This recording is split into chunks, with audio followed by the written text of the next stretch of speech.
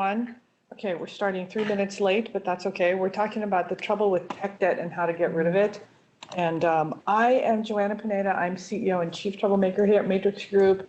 And my job is to work with clients and make sure that they're happy with their solutions. Tanya, you're also a Chief something. I am the Chief Maximizer. I am the MatrixMaxx Product Manager, and I am here to talk about tech debt as well. And I am joined by... Maki Kato. I am Shogun of Lunch. I used to coordinate lunch. Haven't done that much But lately. now you coordinate technology. I do that so too. well, thank goodness. Awesome. So before we begin, just a couple of just housekeeping. So we're recording this webinar, and we've got slides that we will be sending you within the next 48 hours. We're automatically muting everyone. We obviously had a muting issue earlier, so sorry about that. So that, cell phones ring, cats and dogs walk into the room, whatever, the show must go on. Brian is monitoring the webinar, so if you've got questions, then just go back into the Zoom panel, submit a question, and he'll let us know that there's a question. And certainly, if you have questions about the webinar, if you'd like to have a discussion, if you think that we can provide you with some further insight, please reach out to us via email, via phone, on social media, and give us some love on social media if you think that this webinar was useful. All right, so many of you know Matrix Group, so I'm going to give you the 1-minute YouTube intro. So Matrix Group International we're a digital agency. We're based here in Arlington, Virginia. We work almost exclusively with associations and nonprofits, and really those organizations hire us to solve 4 problems: increase membership or stem some kind of membership decline, retain members with a compelling set of digital offerings, reach new audiences with a clear brand, and increase staff productivity with a really streamlined back office. So those are the types of issues that our clients come to us with, and here are our services. So we do all of this through development of strategy and a plan, through website development, often integrated with an AMS, these days often integrated with an LMS, a community, a journal platform, et cetera. We also do a lot of marketing automation, recruitment, and onboarding. And then certainly through Tanya and her team here, we've got our own association management software, MatrixMaxx, which is used by dozens of organizations. And what we do there is we really try to have the best possible membership experience through really close integration with the website, so that we have what we call amazing member journeys. So if you are looking to really have an amazing membership database in the coming year, if you'd like to redesign your website, or if you feel like your strategy needs a reboot, we hope that you'll give us a call. So here are some of the organizations that we work with.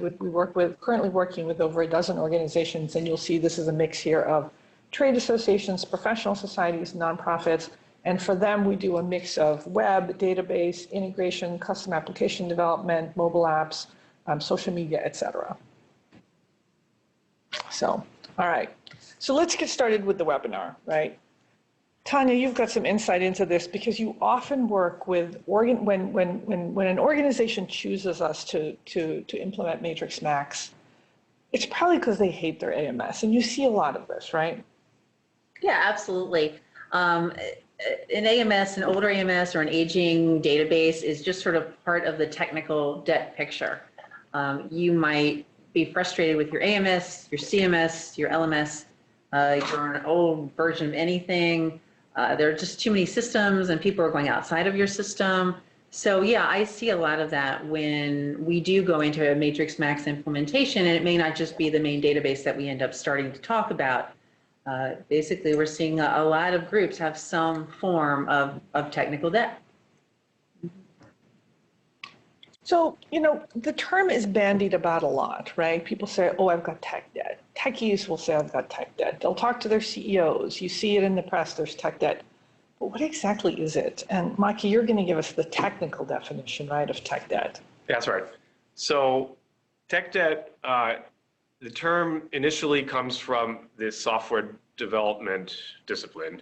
And in there, people would basically, and I guess it's defined in the Wikipedia as like this, the cost of additional work required rework caused by choosing an easy or limited solution now instead of using a better approach that takes longer to implement. So it's basically when writing software, you're posed with a lot of different solutions and options and choices, and you're about to make a choice because you have a limited timeline, and you just want to get it out, or you're behind, late, whatever the case is. You take a shortcut that knowing, that if you take the shortcut, you're going to actually have to redo some work later. That's sort of the situation in where the tech debt term comes from. Now, having said that, we're just going to expand the use of the term a little bit further so that it's sort of applicable in IT. And when we do that, these are things that are also included in that. For example, old software that needs to be upgraded because time passes, and software doesn't stay secure on its own, or systems that are holding up upgrades. You want to upgrade that Windows Server, but because the software that's on it only runs on that version of the software on the OS, it's holding stuff up. Or tech debt also comes into the picture when you have data that, or you're putting more data into the system that is bad, or unverified, or unsanitized, not cleaned up, whatever the case is. You're putting more of that into the system that that would be tech debt that you're creating.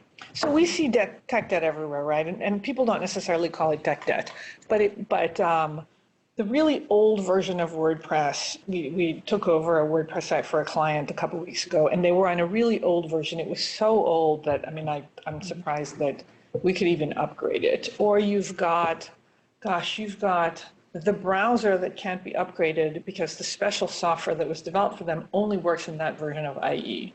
Right? Those are all examples of tech debt. Or the version of the AMS that they haven't upgraded because they lost support, they're not getting upgrades anymore, and so they're like 5 years behind, and they hate it. But it's also tech debt, Tanya, I think you talked about this, when it's software that works perfectly well, but it no longer matches your process. So then you don't use it, or people hate it. So that sounds like you probably have some kind of tech debt. So Maki and Tanya, what causes this? Why do organizations end up in this situation where they have tech debt? Well, there's a bunch of different reasons. We listed some here that we thought of.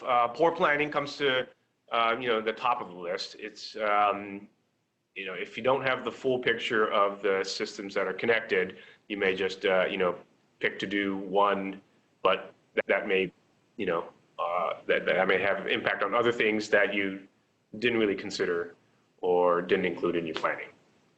And tight timeline and budget, coming at it from sort of the management perspective, timeline and budget will lead to having to make choices. You may end up with uncompleted items because some of the earlier items in the process needed more time and attention.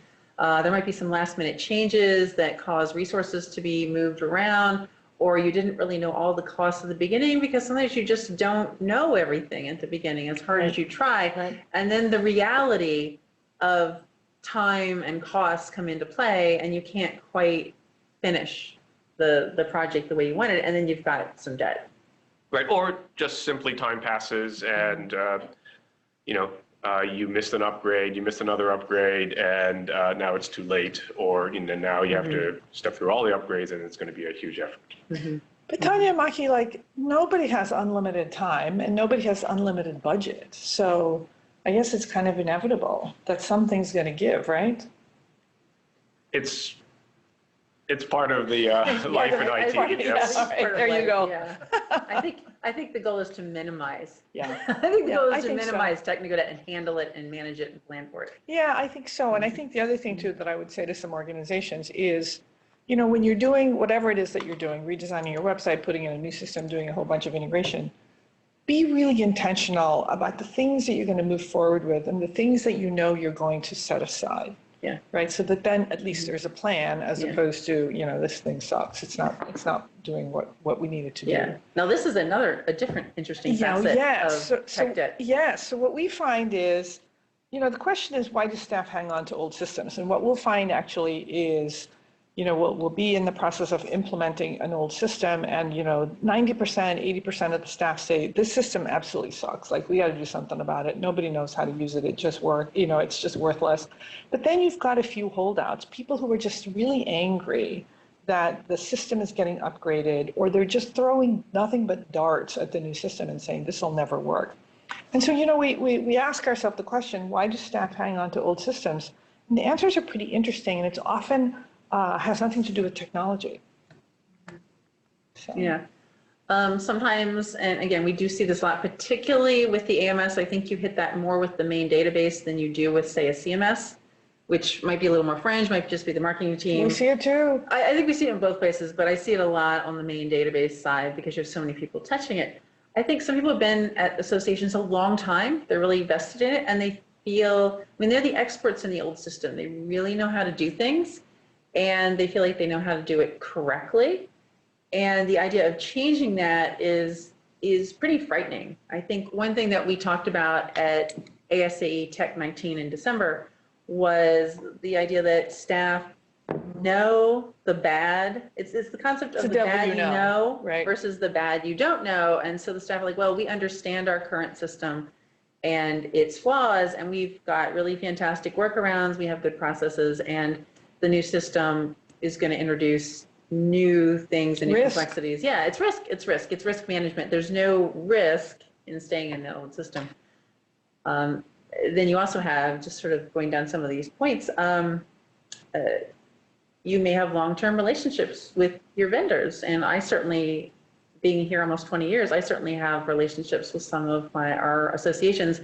But, occasionally the right decision for them has been to move on. But, if you have that relationship and it's good and it's solid and, you all know each other and how things work, it's sort of difficult and even frustrating to sort of go in with a new vendor who doesn't even really know what your acronym stands for. And that's sort of, I think, really frustrating for busy association staff. I think the reason we wanted to mention this is there's often, like I said, non-technical reasons that people get really attached to their old systems. Like Tanya said, you might have someone who says, I've been working with this vendor for a very long time. What if the new vendor isn't as responsive? What if with the new system, I'm not able to do my job, and therefore I will lose my job?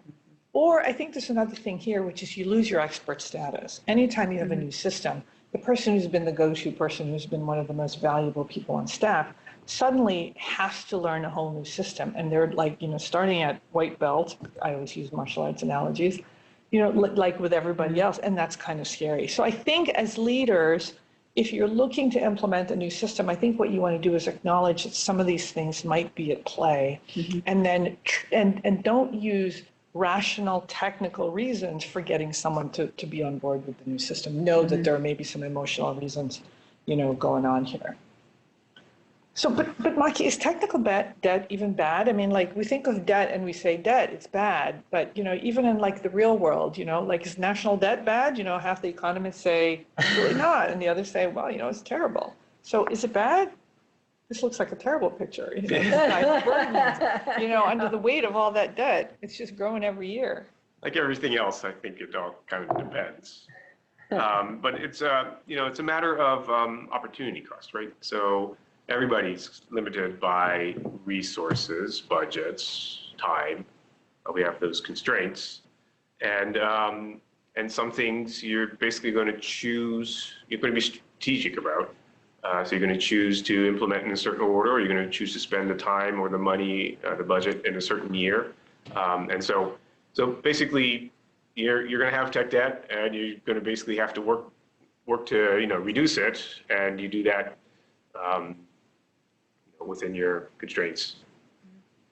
And I love this one. This actually came from Annette Guarisco-Fields, who's the CEO of the ERISA Industry Committee, and she and I were meeting, I don't know when it was, we were working on a project, and she said, Joanna, perfect is the enemy of done, and boy, do I love that. I mean, I think if we could have perfect systems, that everybody wants perfect, but like, we'll never get anything done. Nothing's launching if we're really striving for perfection, especially in a dynamic digital environment where the data's changing, the systems are changing, the OS is changing, the patches are changing. your needs are changing. So perfect is the enemy of done. Sometimes you just got to get this thing launched, right? Yeah. Convention is happening. The board says, come hell or high water, if this thing doesn't Yeah. launch by December 31st, you're all fired. I think that that's a really important, Tobin from Delcor said it, perfect is the enemy of good. And I think that the concept that so many people want to strive for perfect, and the fact is that to try to achieve that last 2% sometimes is just not worth the effort. That's true. You may have a little debt. So, but we have some good examples, I think. Yeah, so, but having said that, we know it's bad when bad data results in bad decisions or bad execution. Right. For What's an example of that? Yeah. We did have a client who bought a huge data set. It was supposedly vetted. It was supposedly very good. And You're buying a list, basically. Yeah. Yeah. List of names. And they imported it into the main database, and it was very, very, very bad data. And at that point, they really didn't have the budget or the willpower to deal with it, what they had just done. And so it was kind of dealt with in a variety of workaround ways for a year or two until sort of the will and the budget came forward to really try to attack that data and clean it up. And that was, a lot of problems resulted from that. Right. It's bad when you're at risk of a security breach. Yeah, that is 5 versions behind of WordPress. Right. I mean, systems are on the internet today, so that's if it's exposed to the public, then it has to be treated. It's bad when you end up with a lot of workarounds. A good example of that is I had a client a few years back who their search engine was not properly re-indexing each night automatically, but they did not. Again, they didn't have the budget. They wanted to look ahead to a bigger redesign. They didn't really have the ability to deal with it, so they had a person on staff basically every morning as soon as they came in would start to manually re-index and check these things, and that was their job for like a year and a half, was to every day manually like spend the first half hour, 45 minutes doing this. And that. So it's a trade-off. It's staff time versus budget. It was a trade, exactly. It was sunk cost of staff time was being used to prop up a system that there was not enough budget to repair. Or you Sucks have a to be system that person.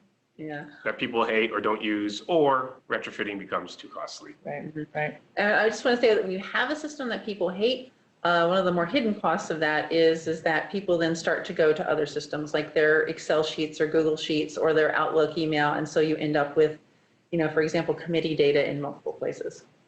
Or data that you can't trust in the database. Like how many times do we hear, we can't trust the data in our database? And I think, oh my God, like what data can you trust? How do you know who's a member? How do you know, where do you go for information? Oh, well, we talked to Debbie in membership. Like what the heck? This just doesn't make any sense. And we're obviously starting to get into our next slide, which is the opportunity cost of tech debt. And obviously we've talked about time and money and constraints. Morale, Joanna, you started saying it was a pretty low morale for the person who was the Mr. Searchbot every morning of his life for a year and a half. So, but there's something even bigger there, right? So what I actually tell CEOs when I'm working with them is when you have old tech, not just your database, but in general, like people have old laptops, whatever, they have crappy screens, but they have an old database, they have an old website. I think it weighs the whole organization down. They feel like our organization sucks. But imagine how people feel when they're working in a beautiful office with new tech. They feel like their website's working for them. The organization is making investments in them. I think that really leads to morale. It feels like the organization is investing in the staff, progressive, moving forward, and giving people the tools that they need to do their jobs. And I think you cannot kind of, underestimate or overestimate the impact of that. So anyway. So what the heck do we do about this? We're all doom and gloom right now. Tech debt sucks. And it just happens. If you do nothing, tech debt happens, right? Pretty much every day. So what do you do? Well, this is the process we're about to run through. And just at a high level, you really identify your tech debt. You come face to face with it. You describe it fully. What exactly is it? What are you dealing with? And you decide what you can and should live with, at least for a while, and acknowledge it, make it very clear, we're going to deal with this for a while.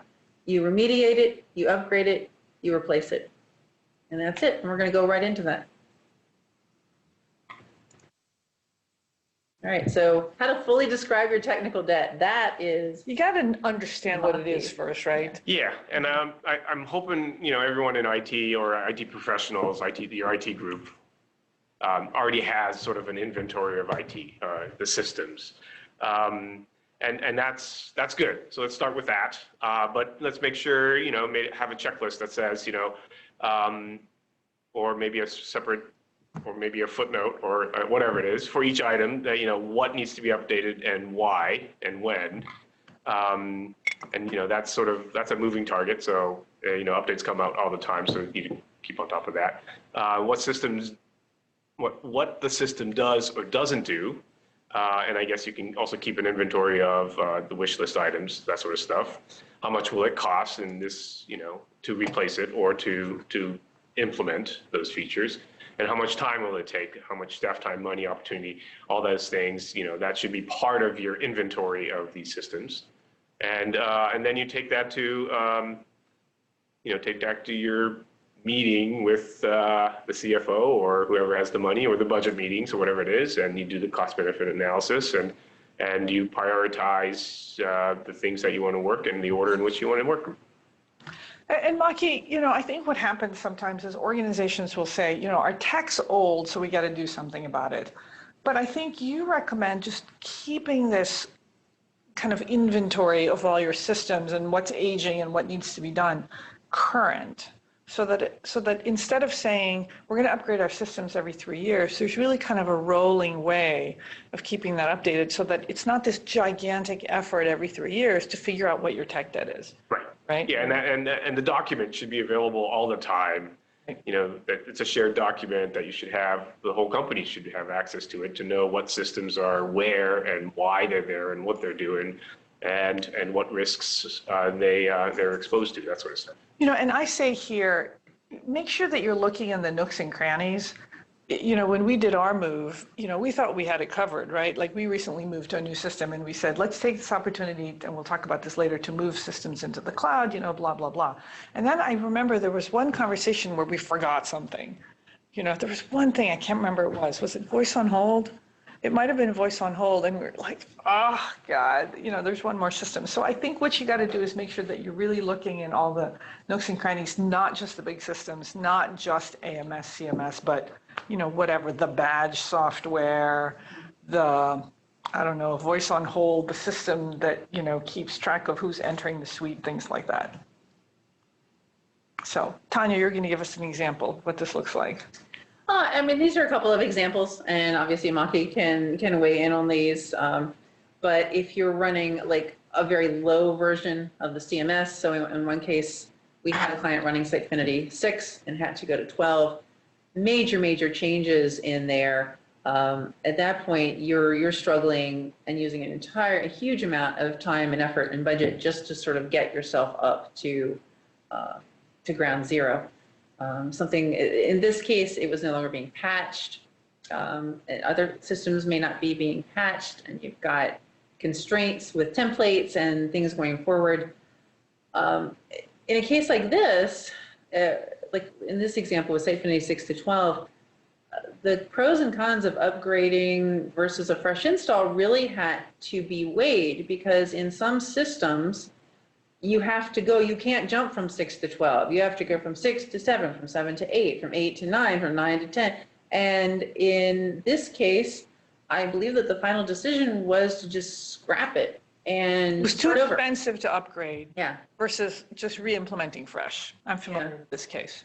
Yeah, so in some cases, you do need to if you have to go through a sequential upgrade, it might be faster to just push the old one aside and start over. Whether that means with the same system where you just sort of push everything away and start fresh, or a new system. So Maki, what if somebody says, why don't we just stay on the old CMS? And then every 3 or 4 years when we want to do a redesign, that's when we upgrade the CMS. Like, what do you say to someone who says that? So long as, the system is not sort of at risk of being breached. There you go. If there's no security concerns, then yes, that's an okay strategy. Yeah, and as long as you've got the functionality that you need to actually manage the CMS and do what it is you need to do on the website. Sure. Yeah. So security becomes an issue there. Yeah. So there's tech that you can live with. What does that look like? The system's doing what you want it to do. That's the number one thing. It might be an old system, it might be a custom system. We certainly hit a lot that. I think a lot of people in particular industries have custom systems, and it may still be doing exactly what you want it to do. But I think it goes. So just because it's old doesn't mean it's bad. Yeah, I think it goes back to what you just said about security risks. Oh, okay. So if there's no security risks, if it's not connected to the internet, which sounds weird, but there are definitely back office systems that aren't, it may not represent a major security risk. Also, if there's no good alternatives, and we'll give a couple examples here in a minute, but some of these custom systems, there's no custom off-the-shelf system. The other thing is you might be just buying a little bit more time. You just may need to go just a tiny bit longer, 6 months, 12 months, and you know that then you've got the budget. You know that you've got a space in the sort of the big plan to do something about it. Yeah, so we've got a client that has a custom, it's a custom piece of software that allows students to apply for graduate programs. It's an older piece of software. We inherited it. And it's not time to do an upgrade. They don't have the budget. And it actually does what they need it to do. So we're just doing a few refresher things, making sure that there aren't any security breaches or security holes until they can do a full redo. But for the most part, it's working pretty well for them. And we got a couple more examples. The custom grants management system. Right. And this is one that Joanna in particular is familiar with, but there's no off-the-shelf system. It's certainly not a module in my MatrixMaxx AMS GrantMax. Right. Well, it's not actually, and because of the way, the kind of the vagaries and the quirks of the system, no system. They looked. We helped them. We looked high and low, couldn't find a system that wasn't going to be a fortune to then customize, which would mean taking them off the upgrade path. And then they end up with tech debt. And I said, you know what, why don't we just keep it the way it is for now? I've also seen instances with sort of special committees or ad hoc groups that the setup of your main database, which is set up to handle maybe your other 20 governing committees, doesn't work for that one. And that's not really a reason to change your main system. You can just do something on the fly. Maybe that is done in Excel or a shared spreadsheet. And that'll be okay because it's a special instance. Another instance I think to share is we've definitely had multiple groups who have stayed on both AMSs. They've done double entry on their old AMS and the new one for a while, usually to make some kind of accounting deadline.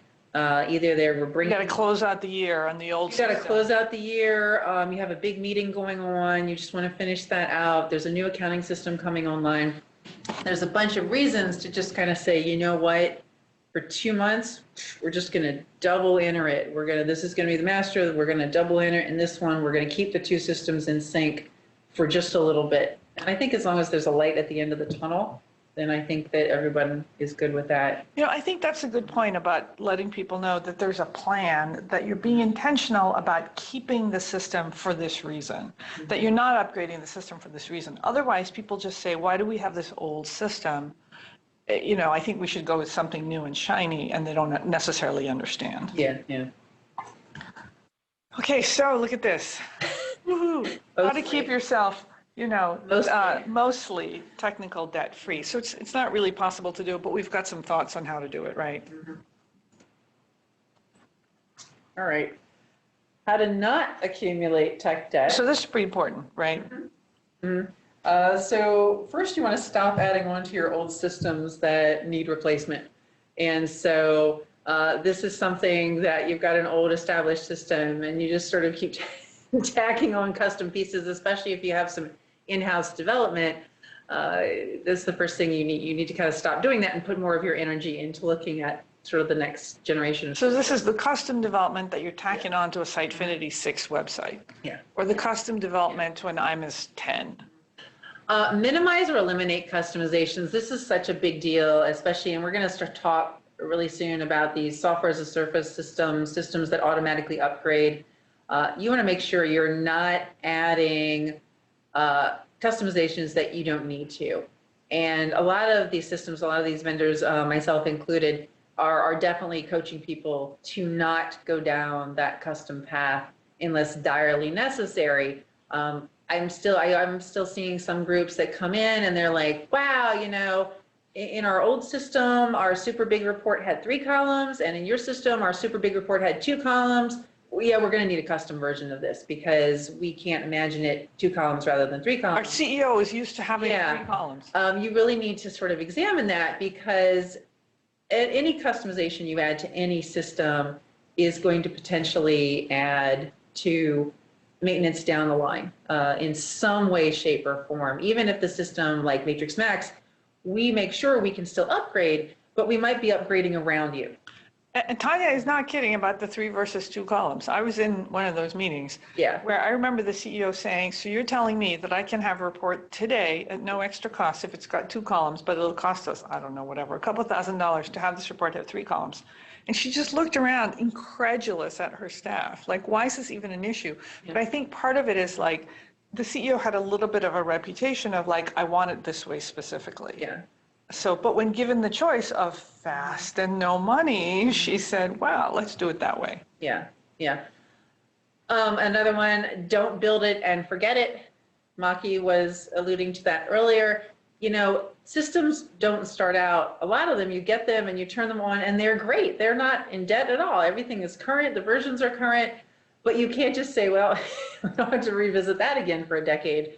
All the systems, especially with how quickly the nefarious people out there are moving, the spammers, the hackers, they're moving so quickly. The system that was great yesterday may need a big old giant patch next week. Tomorrow. Or tomorrow. You want to, Maki talked about this earlier, you want to plan and budget for upgrades and maintenance and support. As long as you've got a little bit of budget plan to keep these systems going, then you're less likely to let them fall behind. I think that happens, right? They'll say, we're going to spend, you know, this much money on our AMS. But they don't think about budgeting a little bit every year for upgrade support. Right. Or you budget the money, but you don't have the time. Or you budget the money, you're right, And the last option, which we're going to be talking more about in some of our future slides, is opting for the quote unquote as a service version, the SaaS version of anything you can possibly get a SaaS. Do it. So Jinx 1, 2, 3, 4, we're 5. going to be coming on that one. All right. So what does that mean, Maki? Anything as a service?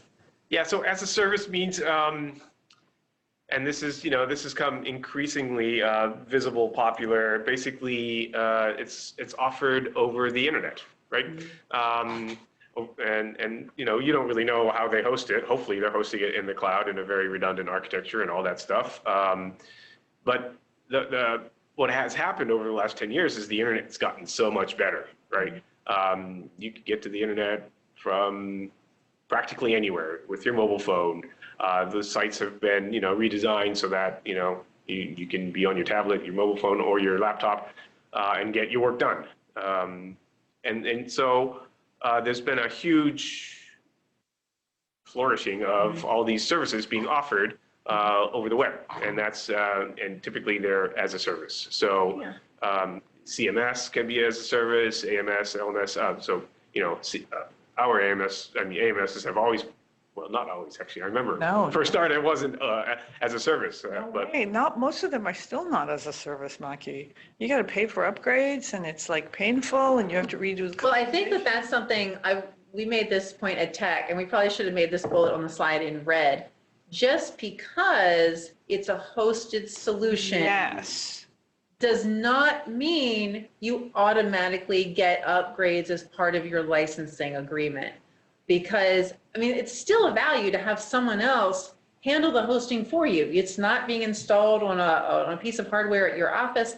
They're managing the patches on the server. That's fantastic. But you may not necessarily be getting automatic upgrades of the software itself. And so that's something to be really absolutely on any for your AMS and your CMS, right? So like we hear, oh, but my my WordPress is in AWS.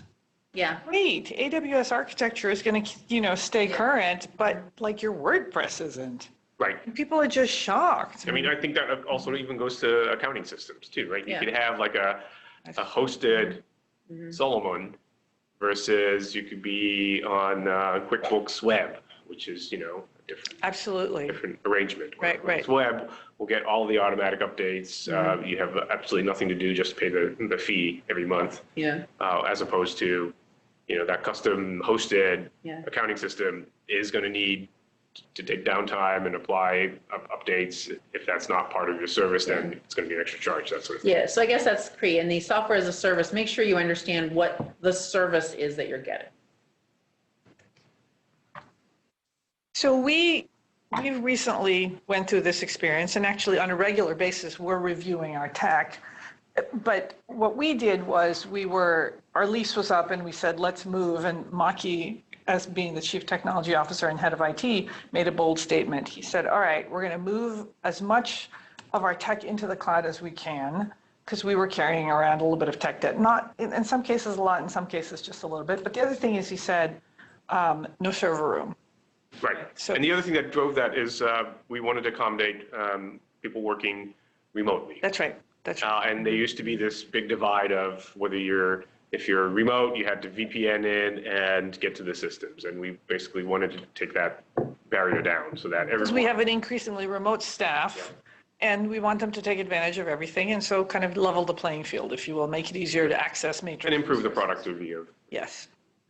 Yeah. So what are some of the things that we Yeah, did? some of the things that we went for hosting, we went to AWS. We used to have our own servers. Now we. Well, we've been in AWS hosting for our clients for a while now, but for our stuff, some things additionally went to AWS, Yes, yeah, we used to have a development environment in the office, and we got rid of the entire machine room. Now, absolutely everything that was in that closet is now in AWS for development. There is no closet. There is no closet. That is correct now. But the other thing that really the last stumbling block for us, or last challenge, was to get rid of the domain controller, which controlled a lot of things. And for those of you who don't know what a domain controller is, tell me what a domain controller is. Domain controller really is, and domain controller and the file server were really sort of paired together. It was our local network. It allowed people to log into the local network and access shared files. Initially, at least it started out that way. So usually people have like a Windows Active Directory server that knows who should be in the network, right? That's right. Yeah, and only those machines are given access to the files locally. We had the option to move that all together into the cloud using something like Office 365, but we opted to go a different route with Google and G Suite, and we just got rid of the domain controller, got rid of the VPN, and we basically moved authentication to now authenticate against Google's identity that we use, which it's now. And we had been using G Suite for a while, but then we moved authentication of some of our other resources, like our intranet, like I guess there's a whole bunch Wiki, of stuff, like our Wiki, Jira. Jira, et cetera, with Google authentication. So that's been really neat. But then what we did is there were a bunch of things that we were self-hosting that we decided to put into the cloud, like Jira. Yeah, and Secret Server was the big one, which is our password management software. 5+ years ago, we were a little more concerned about the security, and we wanted it closer, and it made sense to be self-hosting it. But it was a burden. Had to be upgraded every year, and we had to take downtime. It was challenging, and it had to be outside of work hours, all that other good stuff. And we had to seriously plan about redundancy and backups and that sort of stuff. I think probably the biggest takeaway is I think we have a lot of clients, particularly here in the DC area, who are similar size to us, and we did this transition to try to make it more commuter friendly and more friendly for our staff to have more flexible schedules, which I think everyone here is grappling with. So I think if anyone is grappling with this, is saying, hey, we want to do stuff like this. We want to make our office more friendly for telecommuting because traffic, whoa. I think that we're a resource. We went through this ourselves as a company, and I think here are some of the things we did, some of the technologies, and I think anyone should feel free to reach out to us I love talking about how I get rid of the domain Office and, controllers. you know, Yeah, Maki will talk to any IT person Yeah, about yeah. getting rid of the domain controller. I'll tell you what I love is we used to have a person who basically his job was to keep things upgraded. Like he was always upgrading something. Oh, we got to upgrade the email server. Oh, we got to upgrade, Jira. We got to upgrade, I don't know, whatever. Like he was constantly just upgrading something. I felt like I was in endless meetings about that, and now I don't worry about it. Now the downside, not necessarily downside, is that, on a regular basis, like G Suite, I'll be in a meeting with Brian and I'll say, did G Suite just change? I think it just changed. Like we have no idea. It just changed, and all of a sudden the interface changes, and it's usually pretty subtle, but anyway, so our SaaS experience has been not just good but great, wouldn't you say? Yeah, So and triply great for the remote staff. that's true. Don't have to log in using a VPN. And triply great for the IT staff who aren't working on That's upgrades true. anymore, right? So think about that, IT people on the phone. So, but we're also committed to kind of keeping our clients up to date. So this is something that we've been offering for a very long time, but I think it's worth mentioning just because I think, for those of you who are with other vendors on other systems, these are some of the things that we do. So for our hosting, for our clients that host with us, part of our package is that we will provide you with ongoing upgrades to hardware, OS, database, et cetera. So when a client is hosting with us, we don't say, oh, and by the way, we need to move you to the next version of Windows, or we need to move you to the next version of SQL Server, because that's something that we cover as part of the hosting, right? And we handle the site transfers in that case. But we've got our own membership database, MatrixMaxx, and many, many years ago, it was always software as a service, but one of the things that we did was we went to quarterly releases, which means, Tanya, that everyone is on the same version. So no one is ever on an old version with functionality that's old. Like, it's not a situation where like this client has something that another client doesn't. And that's been, I know we've been doing that for many, many years, but that's been life-changing for our clients and for us. Now, and maybe talk just a little bit about this. We do, even though Tanya says, hey, we recommend to clients that they don't do extensive customization, any organization is going to have customization just because they've got a custom web service that powers the grant system, the custom web service that powers the directory. How do we handle those with the quarterly upgrades? Anytime we interact with or do implementations with clients, we assess anything they want to do, and we make sure that we can build it so that we to can survive upgrades around it. Yeah, so it can survive upgrades. So like some people had sort of some custom invoices, I think a lot of our clients have had custom invoices along the way.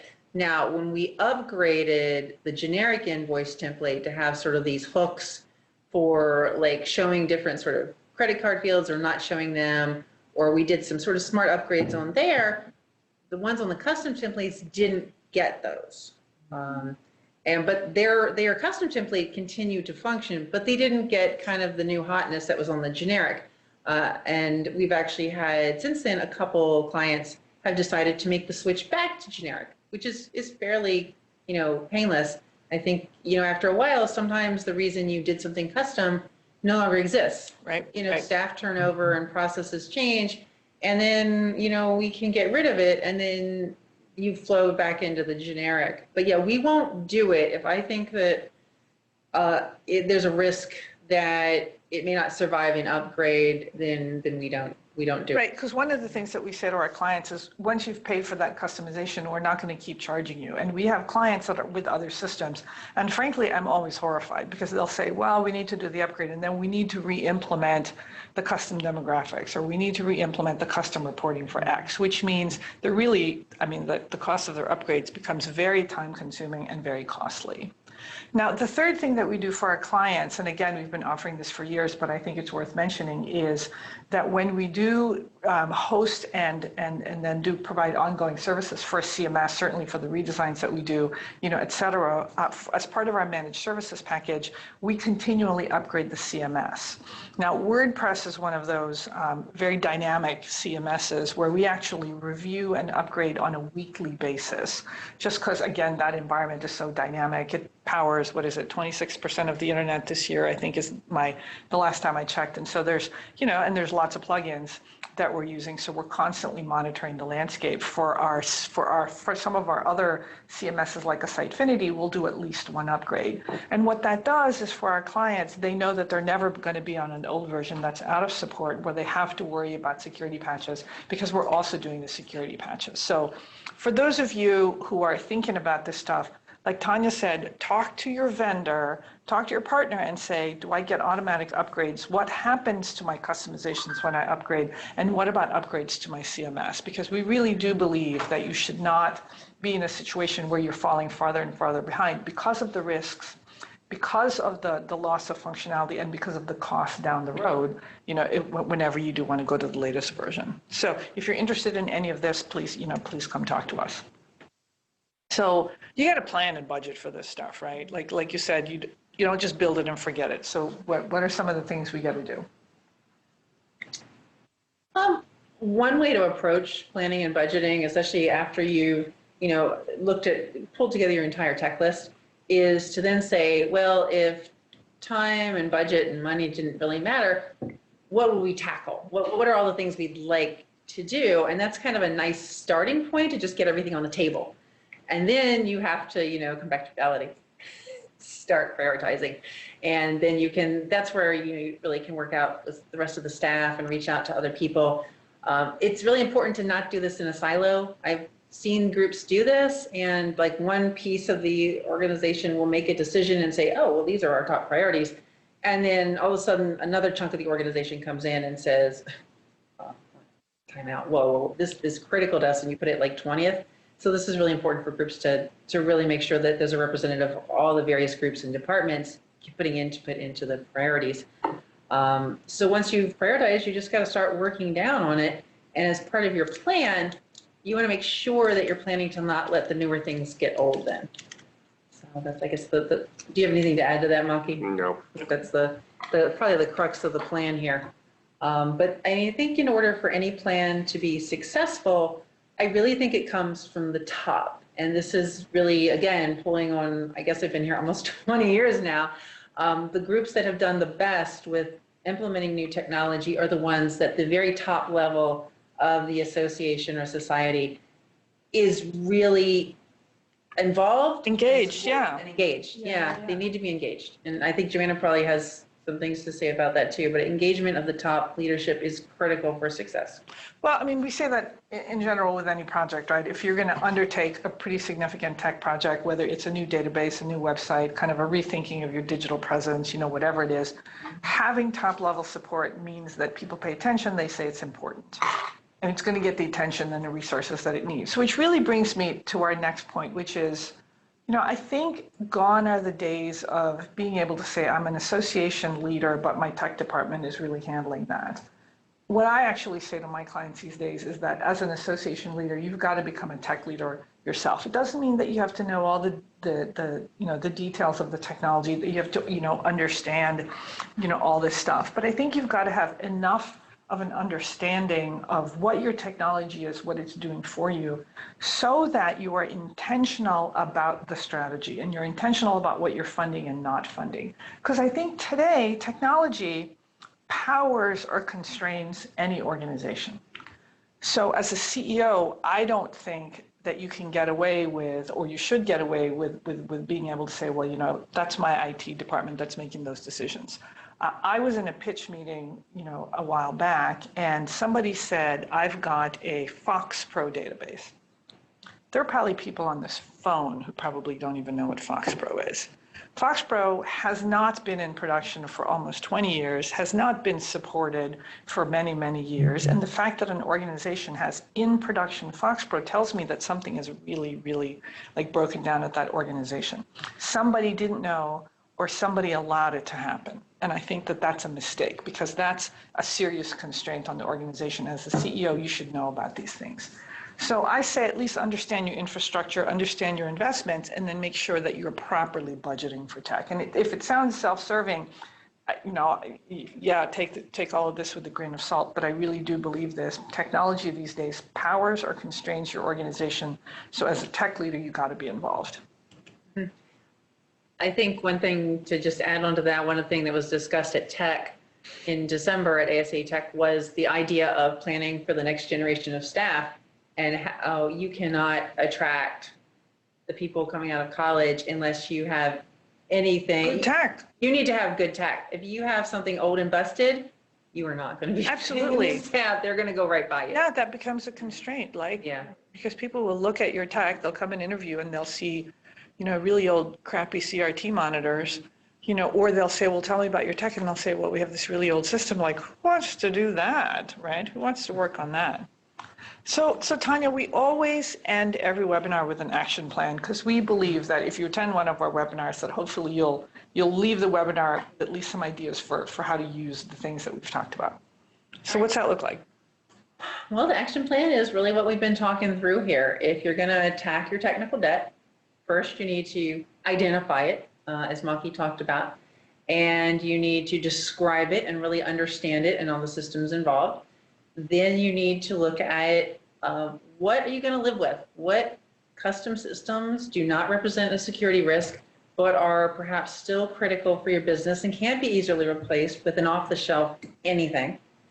And then what can you do to remediate, upgrade, replace, get things moving and a little more in the present?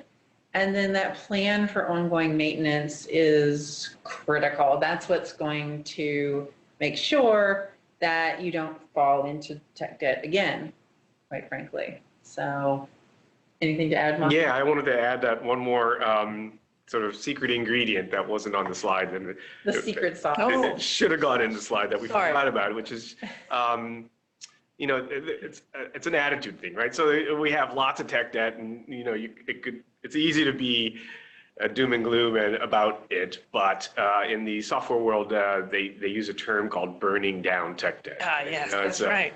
And I just love the expression. It sort of gives me some kind of, hope and excitement about doing the task, because it's, you make the list and you burn it down, like one thing at a time, prioritize and all that afterward. I mean, before you do all this, but bring some positive attitude as a team to working on this. And I think that's valuable. Tanya, I think in another webinar you talked about, burning down bad data, right? Like by just 15 minutes a day, like making your data better by just having a plan. So burning down tech debt it feels like you're storming the castle, right? And you're going to get some stuff done. Yeah. So I think you're right. So make 2020 the year that you burn down some tech debt. I know it felt great for us with the move to, in the process, also burn down some tech debt. I mean, they were checking stuff off. And now it's exciting that our password manager is never going to be out of date, right? Our task management system is never going to be out of date. It just feels really good, and the staff feel like they have the tools that they need to do their jobs.